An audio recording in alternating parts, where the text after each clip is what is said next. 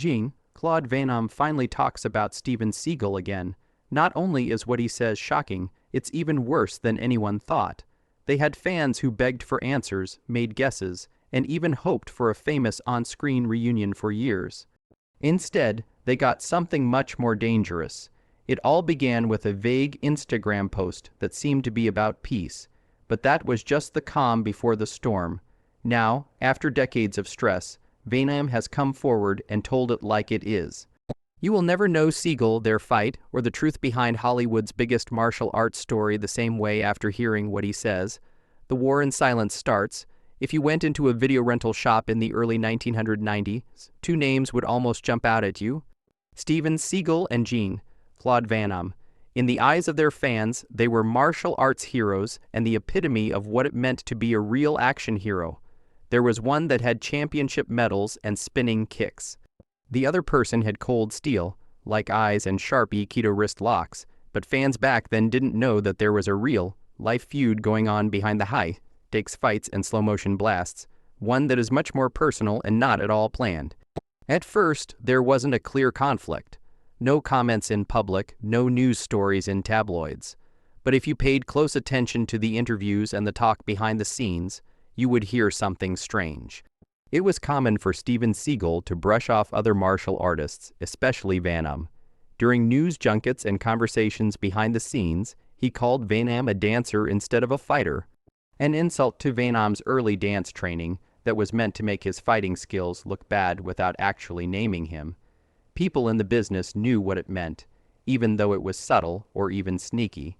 In neither his role as an actress nor his skill as a martial artist did Seagal respect Van Damme. Van Damme didn't say anything in public. He was too busy putting out hit after hit, like Bloodsport, Kickboxer, Universal Soldier, and Time Cop. He had actually played in tournaments and was known for working all the time. He didn't just kick for fun. They were guns. Insiders knew the stress was real, even though it was quiet. People who worked on the show and coordinated stunts would talk about how the two stars were never asked to the same events, how the makers had to pick one or the other because they didn't want to cause trouble. There wasn't open war, but there was also no peace. The competition was pretty much known to everyone. Fans argued about it for hours. In a real fight, who would win in real life? Did Seagal's Aikido work? Could Van Damme's speed be faster than his skill? It was talked about on magazine covers, martial arts sites, and late-night talk shows. Everyone had something to say.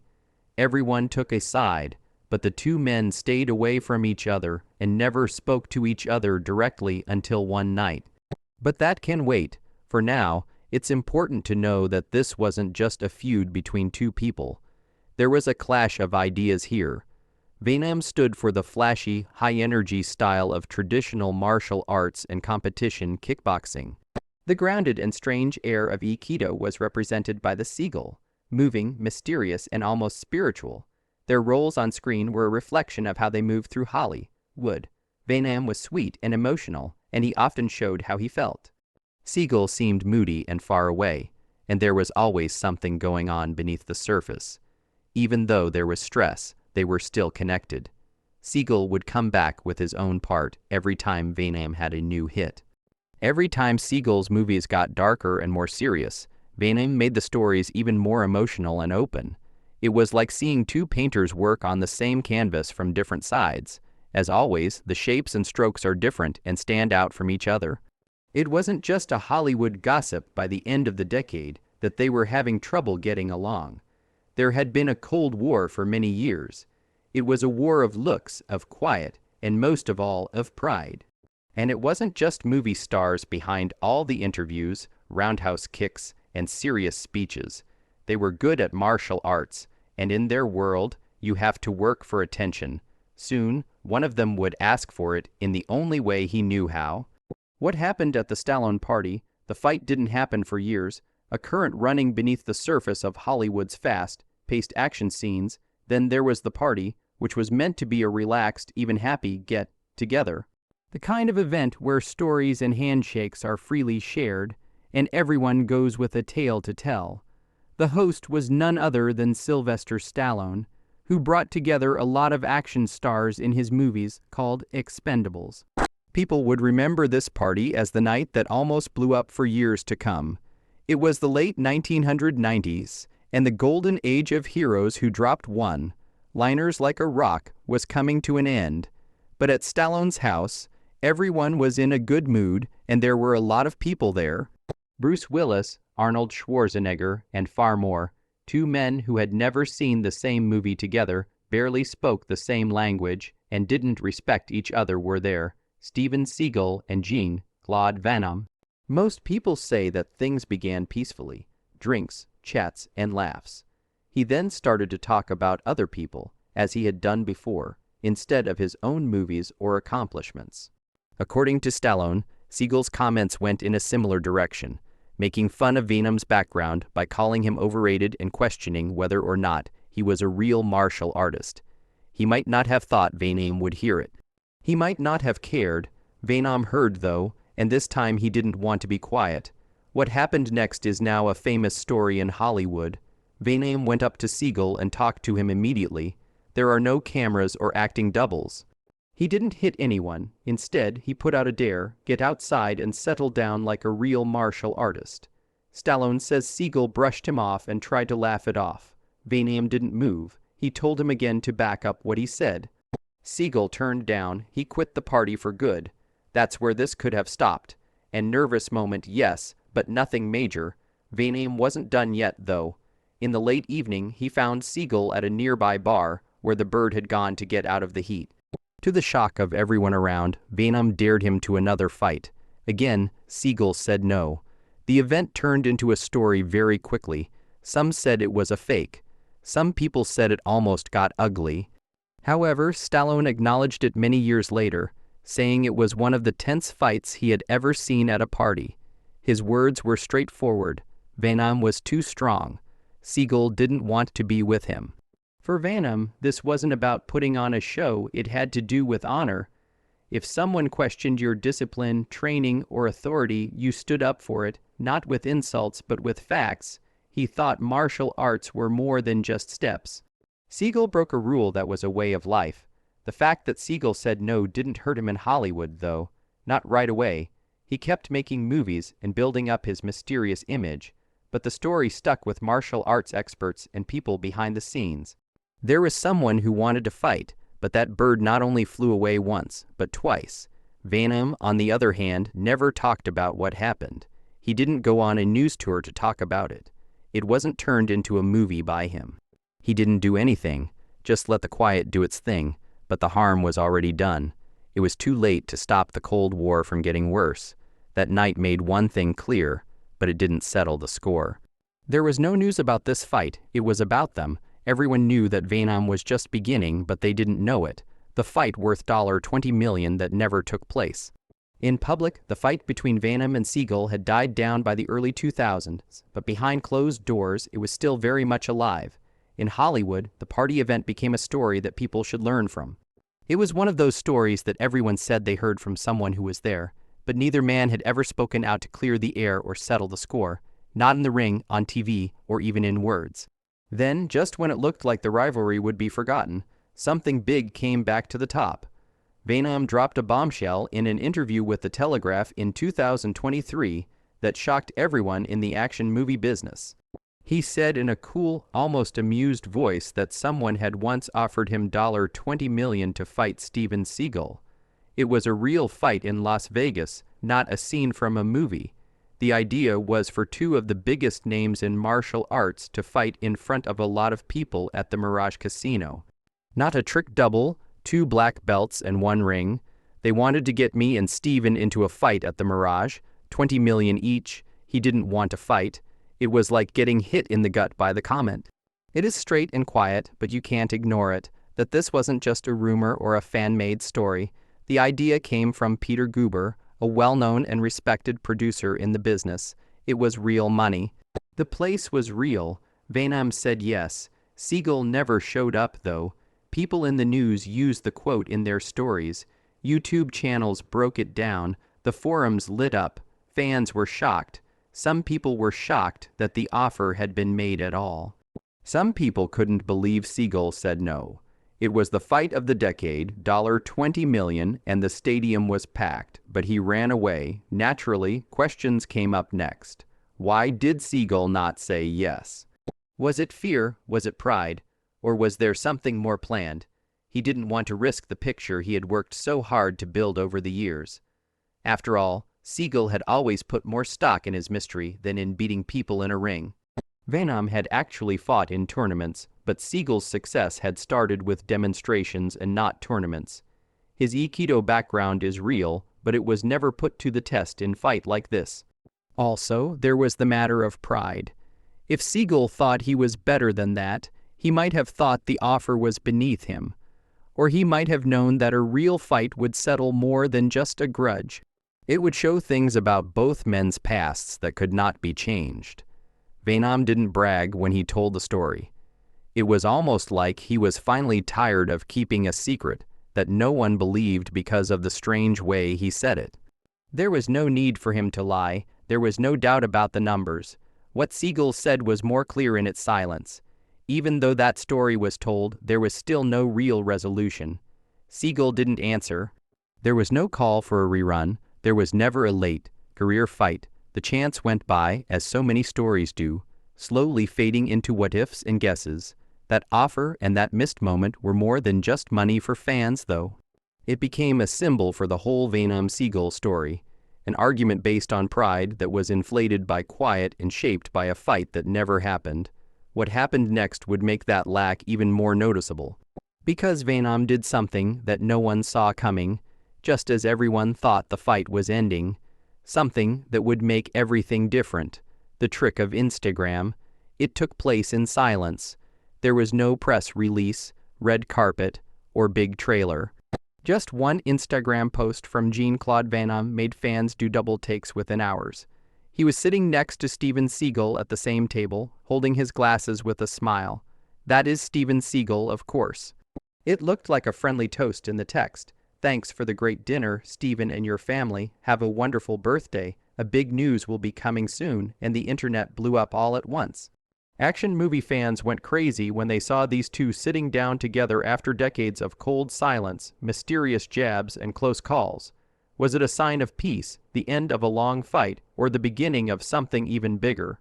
The comment sections were full of ideas. Some fans were very happy. At last, the legends came together. Some people were confused. Van Damme was the one who asked him to fight outside of Stallone's house, right? Then there were the diehards who looked at each frame of the movie for clues. Van Damme, did you really smile? How tense did Seagal look? Was that toast real, or was it just for the camera? The media picked up on it. One title said, finally, peace. Van Damme and Seagal get back together after many years, said someone else. People who are famous often end their fights with tweets of regret and work together on projects. This looked like the happy finish that no one dared hope for, but something wasn't right. There's something just below the surface. The video was short and carefully edited. There was no sound or behind the scene's footage. It was just a slow pan across the table. Van Damme gave a nod. A seagull in the background has a serious look on its face.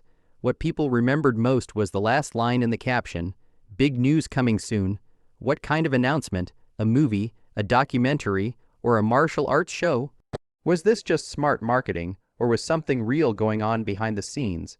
Van Damme didn't say anything else, and Seagal, as usual, didn't say anything either. The silence made things even stranger, and the timing felt off. It wasn't just any dinner, it was Seagal's birthday, a rare private moment that became a very public event. Why now? Why post it?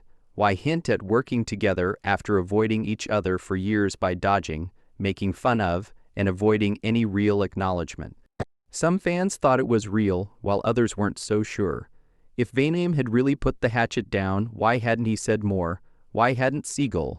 Why not show them shaking hands, laughing, and hugging like Stallone and Schwarzenegger eventually did? Why the restraint? Why the perfectly staged ambiguity? Theories spread quickly. Maybe it was all hype for a movie that had been quietly being made. Maybe they were finally making money off of the feud that had been going on between them their whole careers. Or maybe, just maybe, there was more to the story that hadn't come out yet. Something darker and deeper. because while most people took the post at face value, fans of both men had seen something different in Van Damme's eyes. Not anger or happiness, but something else. He hadn't said much, but the timing, the silence, and the carefully chosen words made it clear. This wasn't just a reunion, it was a setup for something else, something bigger. And that big announcement he teased was coming, but no one saw it coming. Breaking the silence, Jean-Claude Van Damme. When he finally spoke out, there were no fireworks or big events. There was only one interview, which was calm, quiet, and devastating. It came after years of rumors, missed fights, and carefully managed public images. He said the one sentence that changed everything. Van Damme said it straight out: he is a fraud. There was no hesitating or taking it back. He was honest in a way that didn't sound angry, but tired. He was tired of the lie, the silence, and the man he knew had been hiding behind smoke and mirrors for decades. This wasn't about ego anymore for Van Damme. He spoke with the clarity that comes from letting things slide for years. But now he wasn't going to let anything slide. He said that Steven Seagal had spent most of his career pretending to be someone he wasn't, like an action star or a martial arts legend without the proof. That's all Van Damme had to say. He talks about teaching CIA agents how to fight bad guys in real life, but he's never been to a real tournament. No one ever stepped into a ring like I did. He said, it hit hard not just because of what he said, but also because of who said it. Van Damme wasn't just another critic or keyboard warrior. There was a lot of weight to his words because he had fought professionally, trained for years, and put his body on the line. He knew that, but he didn't stop there. He brought up the $20 million fight offer again, but this time with more information. They gave us both the same deal. It was clear what he meant when he said, I said yes, he didn't. Seagal had his chance, a public stage, a chance to settle everything, but he walked away. Van Damme then went back to the Instagram post that had fans excited just weeks before. The dinner wasn't what it seemed. That dinner wasn't about friendship, it was just to watch. I wanted to see if anything had changed, but it hadn't. He told me that after all this time, he had hoped that Seagal had grown up and let go of the persona. But what he saw only confirmed what he already thought, the bravado, the lies, and the acting. But Van Damme said that the big announcement he teased in the post was more or less empty. This was it. Not a movie or a collaboration, just the truth, and it turned out to be worse than anyone thought. Fans had spent years arguing about who would win a fight, who had the better kicks, and who had made the more famous movies, but the real story was never about a fight. It was about respect, and what Van Damme finally said wasn't just an insult. It was a way of taking down a career that was built more on mystery than merit. The feud was no longer based on rumors or secondhand accounts. The silence had been broken. There was no fighting or yelling. Jean-Claude Van Damme just told the truth about Steven Seagal, and it's worse than you think. Not because he yelled or fought, but because he spoke the truth. And sometimes the truth hits harder than any punch. Fallout and a new heritage. Van Damme finally said what many people had been whispering for years, and the response was immediate. Fans, critics, martial artists, and former co-workers all weighed in.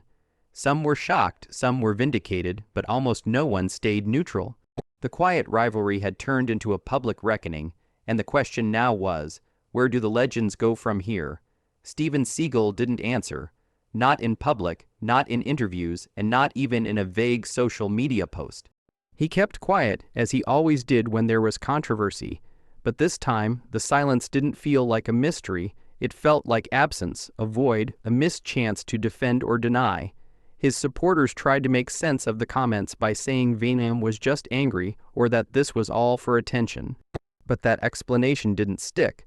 Van Damme's words didn't sound like someone trying to get attention. Instead, they came from someone who had finally had enough. The conversation changed overnight online as clips from Seagal's old interviews were shared and analyzed.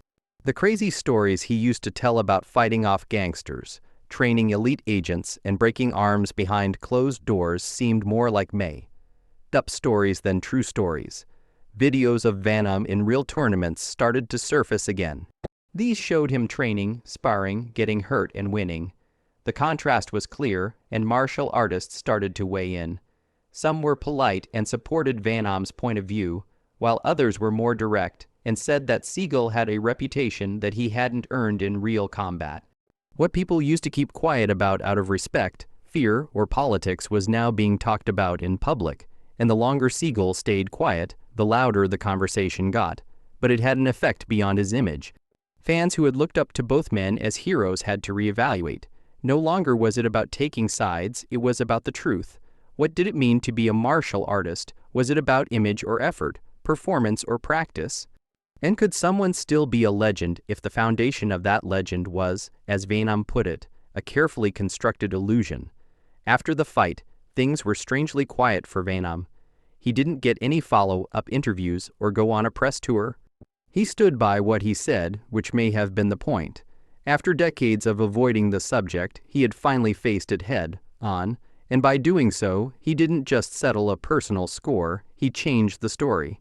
The years of silence, the Instagram post, and the hopeful rumors had all led to this. Still, not everyone hated Seagal. Some fans stayed true to him and said that his impact on martial arts movies couldn't be ignored. And to some extent, that's true.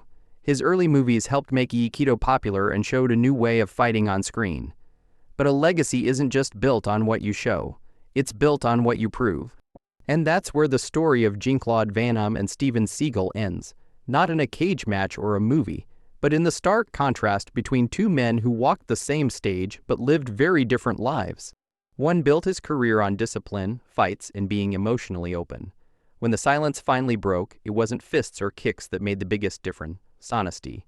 For the first time in over 30 years, the feud had an end, not in peace or violence, but in revelation. And for the people who grew up watching both men, that ending may not have been what they wanted, but it was exactly what they needed. Van Damme finally answered the question that many people had been asking for decades.